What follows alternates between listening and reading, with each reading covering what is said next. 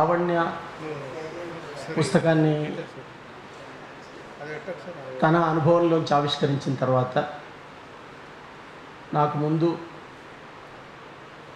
సాహిత్య సామాజిక రాజకీయ ఆర్థిక విశ్లేషకులు పత్రికా రచయితలు మాట్లాడిన తర్వాత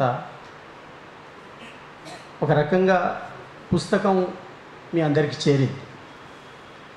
ఏమిటి ఎసెన్స్ ఏమిటి అనేది అంతా కూడా మీ అందరికీ చేరింది.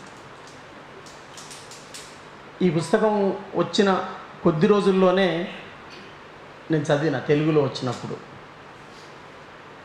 నేను తెలుగే చదువుతాను, ఇంగ్లీష్ నాకు కొంచెం దూరం. చదవగానే నేను కనెక్ట్ అయిన సింగరేణి నా ముందర ఉండింది అనిపించింది. 80లలో మేము ఉపాధ్యాయ ఉద్యమంలోకి వచ్చినప్పుడు సికాస సింగరేణి ఉద్యమమే మాకు ప్రేరణ. అంత మిలిటెన్సీ, అంత సీరియస్నెస్ మనకున్నదా, మనం అట్లా పనిచేస్తున్నామా, అట్లా కదా పనిచేయవలసింది అనేటట్టుగా దూరం నుంచి సింగరేణి మమ్మల్ని ఎప్పుడు తట్టింది. తర్వాత రోజుల్లో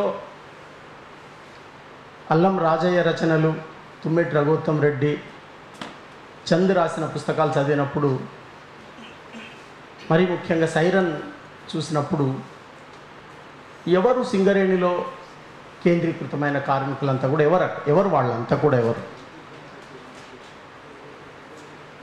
1923కి ముందు వాళ్ళంతా ఎక్కడున్నారు? సింగరేణి మైనింగ్ మొదలు కాకముందు వాళ్ళంతా ఎక్కడున్నారు అంటే వాళ్ళు గ్రామాలలో ఉన్నారు, సింగరేణి సమీప జిల్లాల గ్రామాలలో ఉన్నారు, వాళ్ళు కౌలుదారుగా ఉన్నారు, వాళ్ళు రైతు కూలీలుగా ఉన్నారు, వాళ్ళు వ్యవసాయంలో డిస్ప్లేస్ అవుతున్నారు, వ్యవసాయ రంగం నుంచి విస్థాపనకు గురవుతున్నారు. వాళ్ళు ఎక్కడ పోతారు? బహుశా సింగరేణి కనుక్కోవడము, ఆ గని అక్కడ ఉన్నదని, బొగ్గు గనులు ఉన్నాయని తెలుసుకోవడము, వ్యవసాయంలో హరిత విప్లవ ప్రభావంతో వస్తున్న మార్పులు, కార్మికులను అంటే వ్యవసాయ కూలీలను, వ్యవసాయదారులను పొలంలో ఉంచకుండా చేయడము, ఈ రెండు ఒకసారి జరిగినాయా అనేది మనం చూడాలి. అట్లా గ్రామాల నుంచి వచ్చిన వేలాది మంది, లక్షలాది మంది కొత్త జాగాకు వచ్చి, అనువుగాని జాగాకు వచ్చి, వాళ్ళది కాని జాగాకు వచ్చి ఎట్లా ఉన్నారు అనేది చూసినప్పుడు చాలా కష్టం అనిపిస్తుంది. పిట్టలు ప్రయత్నం చేసి గూడు కట్టుకుంటాయి ఒక్కొక్క గరికపోచ తీసుకొచ్చి. వాళ్ళు వచ్చి పని దొరికితే వాళ్ళ భార్యలను తీసుకొచ్చి, అవకాశం ఉంటే తల్లిని తండ్రిని ముసలోళ్ళని తీసుకొచ్చి వాళ్ళు అక్కడ పని చేసుకుంటూ ఆ గుడిసెలు పొందించుకొని నీళ్లు నిప్పులు అన్నీ చూసుకొని ఎంత కష్టపడ్డారన్నదంతా మనం సైరన్లో చూస్తాం. అయితే వీళ్ళుగా ఉండకుండా వీళ్ళు ఒక పెద్ద పోరాటాన్ని సమాజానికి ఇచ్చింది. ఇంత పోరాటం ఎట్లివ్వగలిగినరు, ఇట్లా వచ్చిన గడ్డిపోచలన్నీ ఎట్లా తాడైనవి ఇవి అని చూసినప్పుడు ఆ గడ్డిపోచలను తాడు చేసిన మనుషులు మనకి ఈ పుస్తకంలో కనపడతారు. గడ్డిపోచలుగా ఉంటే మైనింగ్ చేయిస్తున్న అధికారులు, లేకపోతే దాని గుత్తేదారులు, దాంతో లాభాలు పొందేవాళ్ళు, వేలు లక్షలు కోట్లు సంపాదించేవాళ్ళు, వాళ్ళ సంపద కోసం వీళ్ళు చాకిరై చెమటై రక్తం కరిగిపోయి క్షయలాంటి రోగాలకు గురై ఆ బొగ్గులో, ఆ గనిలో, ఆ వేడిలో సరైన ఆహారం లేక పని మర్చిపోవడానికి తాగే పరిస్థితిలోకి నెట్టబడి అక్కడ అలవాట్లు ఎట్లా వచ్చినాయి, వాళ్ళు ఎట్లాంటి జీవితాలు గడిపినారని చూసినప్పుడు మొత్తం ఆ జీవితాన్ని మార్చడానికి ఈ గడ్డిపోచలను తాడు చేసిన వాళ్ళు ఎన్ని రకాలుగా పనిచేసిండ్రు అనేది ఆలోచించినప్పుడు అది త్యాగం ఎందుకు అంటే ఒక నిర్మాణానికి, త్యాగం ఎందుకు అంటే ఒక భవిష్యత్తును నిర్మాణం చేయడానికి. వీళ్ళ ముందర ఒక కళ లేకపోతే వీళ్ళు ఈ పనికి కొనుక్కునేవాళ్ళు కాదు. అట్లాంటి ఆ స్థాయి కళలు మనకు లేకుండా మనం ఆ స్థాయిలో ఉద్యమాన్ని, ఉపాధ్యాయ ఉద్యమాన్ని అయినా ఎట్లా నిర్మిస్తాము, అందులో ఎంత యాక్టివ్గా పనిచేయగలుగుతాము అనేది సింగరేణి నుంచి వచ్చే ఒక్కొక్క వార్త చూసినప్పుడల్లా అనిపించేది. భయం అయ్యేది. మామూలు భయం అయ్యేది కాదు. అరే వాళ్ళు ఏం చేస్తున్నారని చంపేస్తున్నారు, ఎక్కడ కనెక్ట్ అయ్యి వాళ్ళని చంపుతున్నారు, అసలు ఎందుకు చంపుతున్నారు, చాలా ఇబ్బంది అయ్యేది. సింగరేణిలో ఆ సంక్షోభము, ఆ సమరము ఇంటెన్సిఫై అయిన కాలంలో రవీందర్ గారు అక్కడ లేరు. ఆయన బయటకు వచ్చిండు, ఆయన వేరే జీవితంలోకి వచ్చిండు. ఆయన అది ప్రధానం అనుకున్నాడా లేదా అనే దాంతో సంబంధం లేదు. బయటకు వచ్చిన తర్వాత జీవితాన్ని ఆయన మాట్లాడలే. అది నాకు చాలా సిన్సియర్గా అనిపించింది. ఆయన వేరే తర్వాత జీవితాన్ని ఇంకోటి రాయాలి. మొత్తం ఉద్యమం చదువుకునే జీవితం ఇది. ఇది చదువుతున్నప్పుడే నాకు ఇది చదివేటప్పుడు ఆయన తెలంగాణ విద్యావంతుల వేదికలోకి వచ్చి ఉద్యమంలోకి వచ్చినప్పటి నుంచి తన యాక్టివ్నెస్ను, తన పార్టిసిపేషన్ను, తన ఆలోచనలను సోషల్ మీడియాలో రకరకాలుగా చూస్తున్నా, కలిసినప్పుడు కూడా చూస్తున్నాం. ఆయన పుస్తకంలో ఆయన నాకెక్కడో ఆయన ముందరి జీవితం, తర్వాతి జీవితం తాను ఇప్పుడున్నట్టుగా మారుతుందేమో అని నాకు ఆ పుస్తకంలో చదువుతుంటే అనిపించింది. 2-3 సందర్భాలలో ఆయన చాలా స్పష్టంగానే చెప్పిండు, ఇది రైట్ టైం అనుకోవడం లేదు, నేను కుటుంబానికి అవసరం ఉంది, ఇది రైట్ టైం అనుకోవడం లేదు, నేను పూర్తిగా అజ్ఞాతంలోకి పోవడానికి, నేను ఇట్లా పనిచేస్తాను అని తన అవగాహనను, తన సంసిద్ధతను చెబుతూ పనిచేసిండు ఆయన. తర్వాతి సందర్భంలో కూడా ఆయన ఇద్దరం అయితే వస్తాము అని మాట్లాడిన సందర్భంలో కూడా ఆయన స్పష్టంగానే ఉన్నాడు. ఇది ఆయన పరిమితి, ఎవరైనా వ్యక్తులకు ఉండే పరిమితి.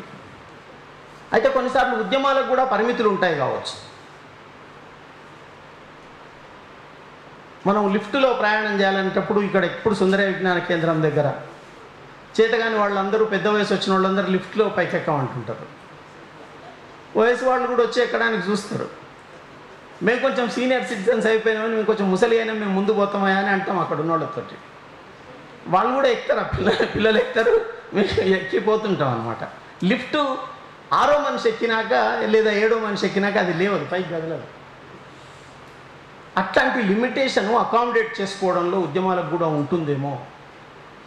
వ్యక్తిగా రవీందర్కు ఉండే పరిమితిని మనం ఎంత పాజిటివ్గా చూస్తామో, ఉద్యమాలకు ఉండే పరిమితిని కూడా అంత పాజిటివ్గా చూడకపోతే మన కన్సర్న్స్ క్వశ్చన్ మార్క్ అయిపోతాయి.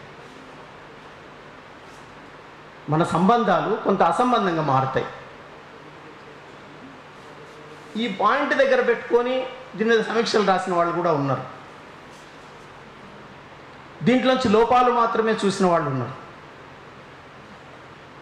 ఆయన కూడా పెద్ద సంజాయిషి తాజా తరలో ఆయన ఒకటి రాసిండు, ఈ పేజీలో ఇట్లా అన్నా, ఈ పేజీలో ఇట్లా అన్నా అని.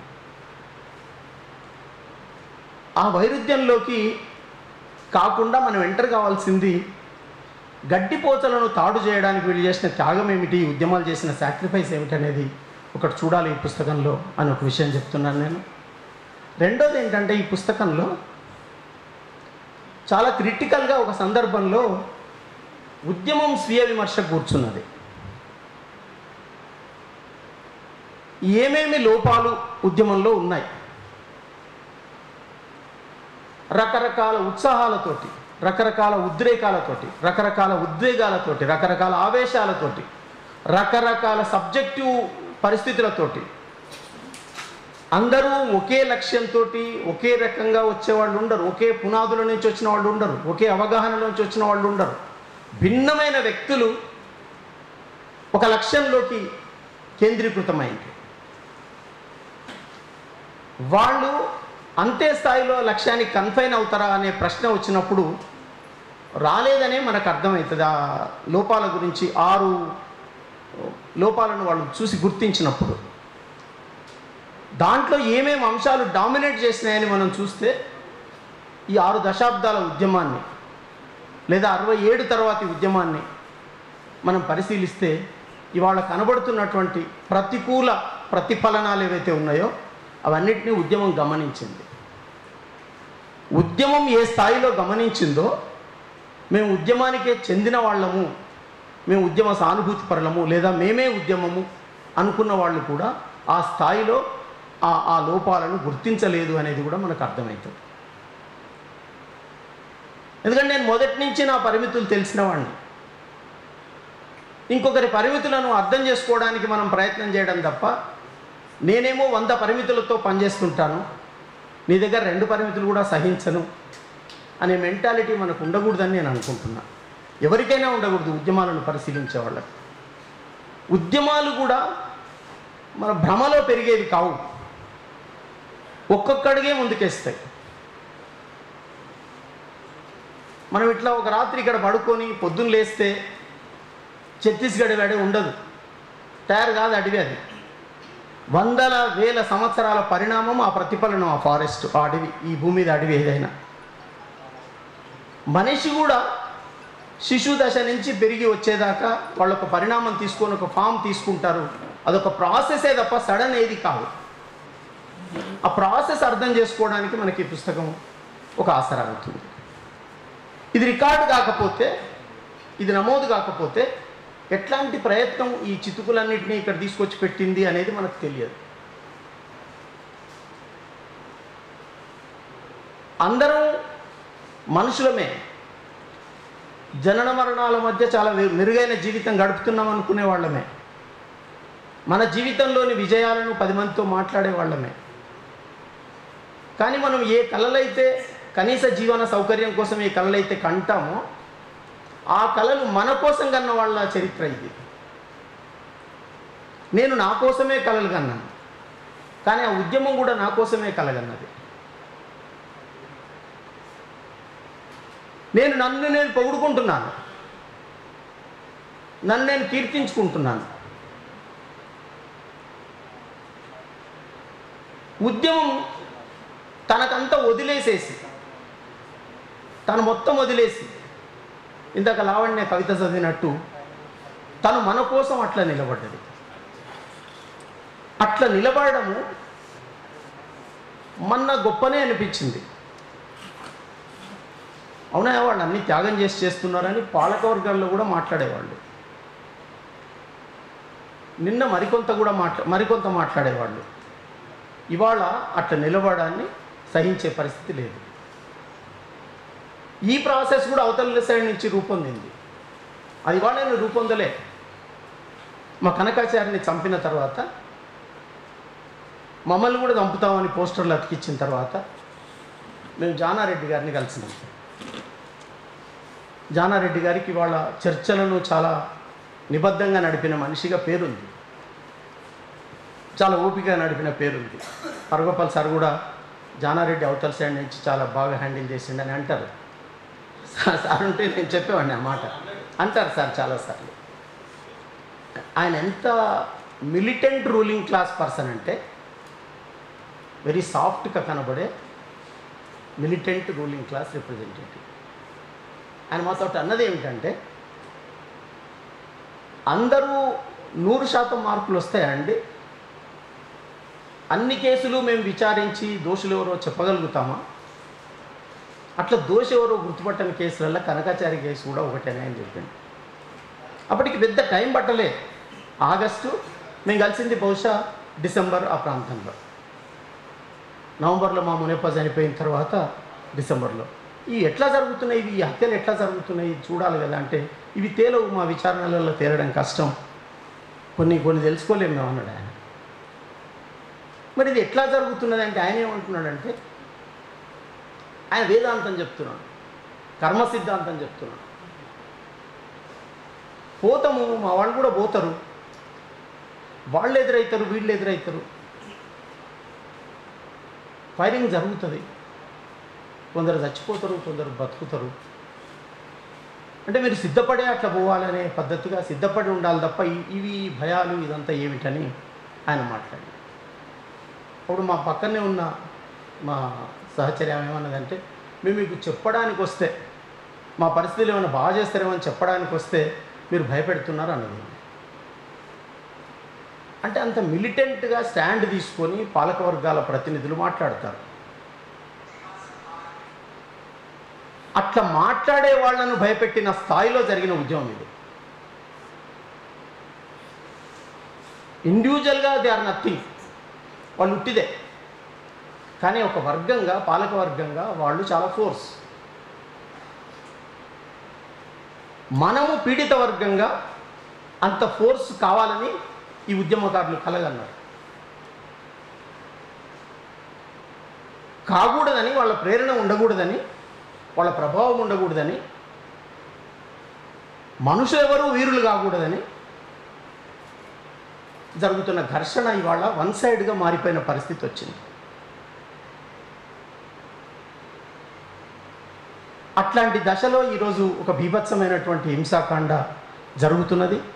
ఈ హింసాకాండకు ఇక్కడ దాకా చేరిన ఒక ప్రయాణంలో తొలినాళ్ల చలనాన్ని ఏ మేరకైనా మనం పట్టుకోగలిగే అవకాశం ఉన్న పుస్తకాలలో ఇది కూడా ఒక పుస్తకం అని నేను అభిప్రాయపడుతున్నాను. తర్వాత మన వాళ్ళందరూ ఉద్యమాల ప్రభావంలో ఉండేవాళ్ళు, వాళ్ళు ఏమనుకున్నారు, ఉద్యమానికి నీళ్లు పోయకూడదు, ఉద్యమానికి అన్నం పెట్టకూడదు, ఉద్యమానికి షెల్టర్ ఇవ్వకూడదు, ఉద్యమానికి నేచర్లో కూడా ఏమీ దొరకకూడదు, ఎక్కడేమి ఉండకూడదు అనేది. ఇది ఒక విప్లవకరమైన ఉద్యమాలకని కాదు, సాధారణ ఉద్యమాలకు కూడా, బయట మైదానంలో జరుగుతున్న అనేక పోరాటాలకు కూడా ఏ ఫెసిలిటీ కలగకూడదని చెప్పేసి వాటిని కౌంటర్ చేసేటటువంటి ఒక ప్రాక్టీసు, వాటిని దెబ్బకొట్టేటటువంటి ప్రాక్టీసు వచ్చింది. అయితే ఇంతకాలం ఇది కొంచెం హ్యూమరస్గా అనిపిస్తుందా, వింతగా అనిపిస్తుందా, ఎట్లా అనిపిస్తుంది, కానీ బయట ఇప్పుడు ఎవరేం చేసినా కూడా, మీ జీవితంలో ఒక్కసారి కూడా ఒక నక్సలైట్ను కలవలేదనుకోండి,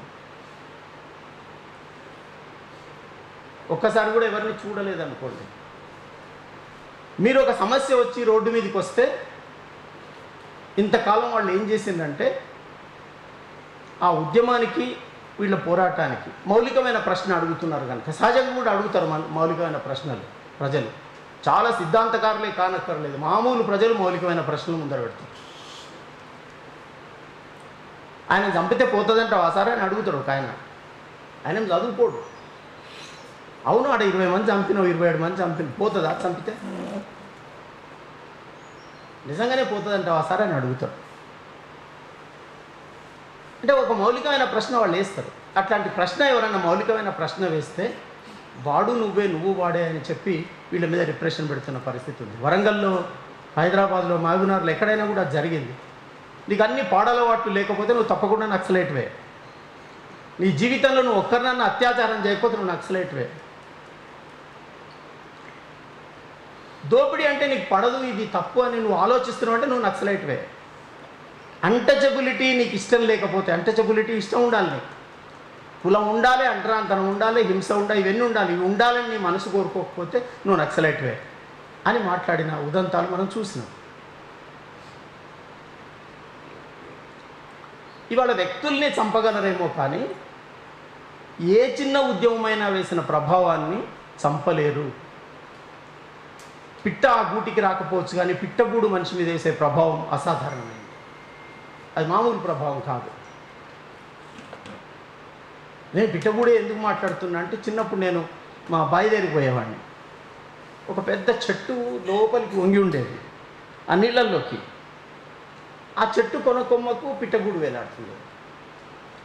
దాంట్లో ఉండే పిట్టలు, ఆ గుడ్లు పడితే బావిలో పడతాయి కదా, గాలి వస్తుంది కదా, ఇక్కడెందుకు కట్టాలి ఈ పిట్ట, కొంచెం పక్కకన్నా కట్టవచ్చు కదా అని ఒకటే మా నాయనని సతాయిస్తుంటే, నేను మనమేం చేస్తాం, మనం అందుకోలేము కూడా, ఆ కొనమంటే పోలేము, అది పిట్టకే సాధ్యమైంది, మనం ఏం చేయలేము. నీకు కొంచెం ప్రేమ ఉంది కనుక నువ్వు ఆ పిట్టగూడులో ఉన్న పిట్టలు ఏమైతే అనుకుంటున్నా కానీ తల్లికి విశ్వాసం ఉందని చెప్పిండు మా నాయన. ఆ గూడు అట్లా బిల్ట్ చేయడంలో దానికి విశ్వాసం ఉండాలి. అట్లా ఇవాళ గంగారం వెంటనే చచ్చిపోతానేమో అనుకోలే, రమాకాంత్ కూడా ఇంట్లో చచ్చిపోతా అనుకోలే, మా ఊరి కిరణ్ కూడా అట్లా చచ్చిపోతా అనుకోలే, అనేక గ్రామాల యువకులందరూ కూడా వాళ్ళు అట్లా చచ్చిపోతాం అనుకోలే. వాళ్ళు దే ఆర్ బిల్డింగ్ హిస్టరీ అనుకున్నారు, మేము చరిత్ర నిర్మాణం చేస్తున్నాం అనుకున్నారు. లేదు, నిర్మాణం అవుతున్న చరిత్రలో మేము భాగం అనుకున్నారు వాళ్ళు. అట్లా భాగం అవడం కోసం అంటే అదే ఒక ఆదర్శం అనుకొని వచ్చిన వాళ్ళు కూడా కాదు. వాళ్ళు కొన్ని ఎట్లాంటి సందర్భాలు వినిపించేవి పుస్తకాల్లో కనిపించేవంటే, వాడు కన్నా సతాయిస్తున్నాడు ఊళ్ళో, వాడిని సతాయింపు పడలేక వాడిని అన్నబుద్ధి అవుతుంది.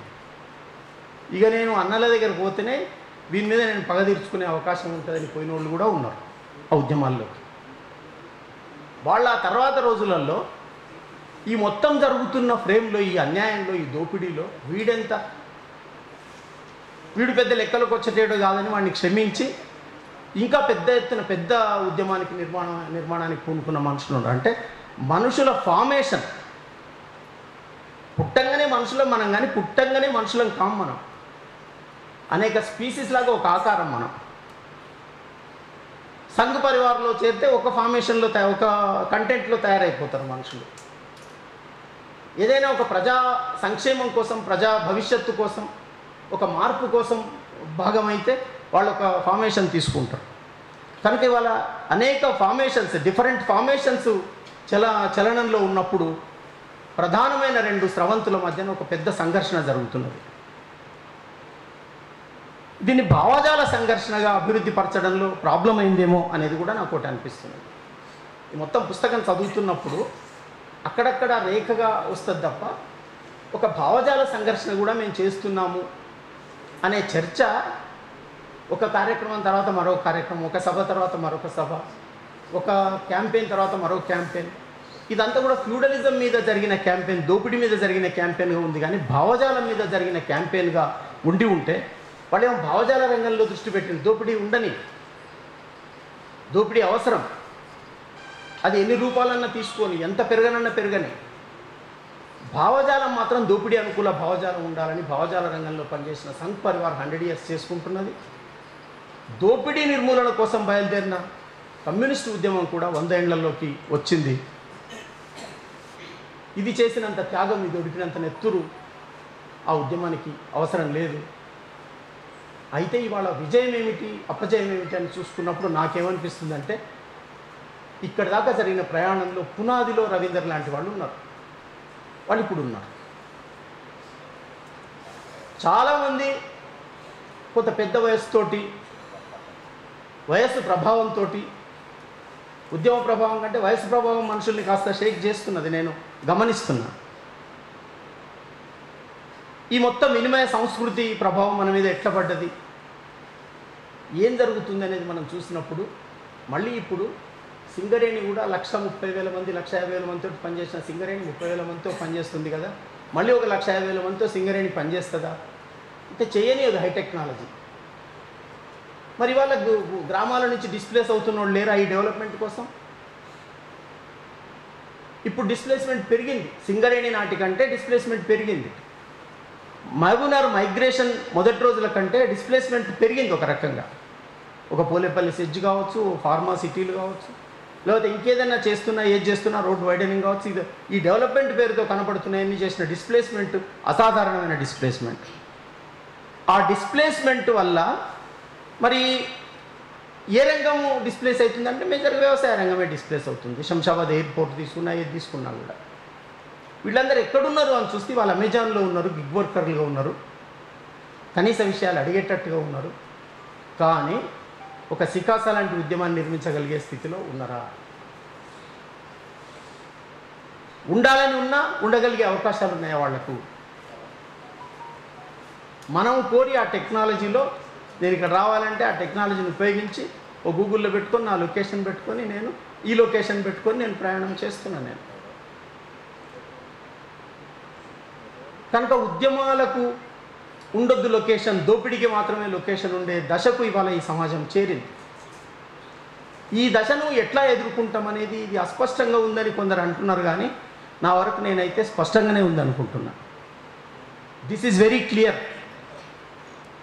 ఛాలెంజ్ ఏమిటంటే, ఆనాడు రవీందర్ లాగా అవుట్ ఆఫ్ ఆల్ లిమిటేషన్స్ ఓ గంగారాం లాగా, ఇవాళ సాక్రిఫైస్ చేసిన బసవరాజు లాగా వాళ్ళు ఇవ్వరు, శవాన్ని ఇవ్వకపోవచ్చు.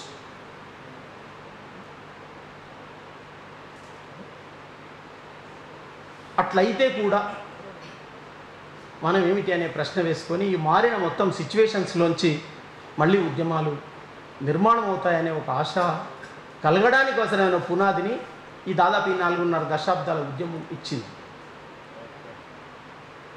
చరిత్ర మారుతుంది అనేటటువంటి విశ్వాసాన్ని ఇచ్చింది. కానీ ఈ విశ్వాసాన్ని మొత్తం జన సముద్రంలోకి మనం ఎట్లా తీసుకుపోతాము? రేపు ఉద్యమాలనంతా కూడా పక్కన జరుగుతున్న ఉద్యమాన్ని చదువుకునే దశ నుంచి సాహిత్యంలో చదివే దశకు ఇవాళ మనం చేరుకున్నాం.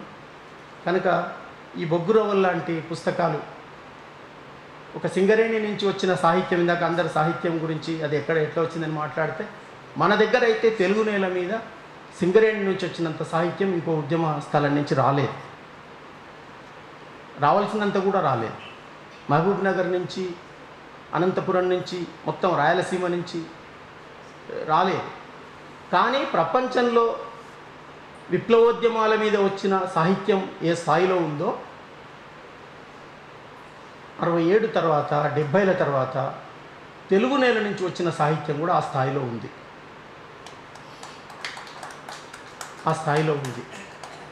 అది రేపటి చరిత్రను తప్పకుండా ముందుకు నడిపిస్తుందని, ఆ నడిచే అనేక పేజీల సాహిత్యంలో ఇది కూడా ఒక పేజీగా ఉంటుందని అభిప్రాయపడుతూ, రవీందర్ అవుట్ ఆఫ్ ఆల్ ఆయన లిమిటేషన్స్తో మనం కాదు, ఆయన ఎక్స్పోజర్తో మనకు ఉండే సంబంధాన్ని నేను గుర్తు చేసుకుంటూ ఆయన కౌగిలించుకుంటూ ముగిస్తున్నాను.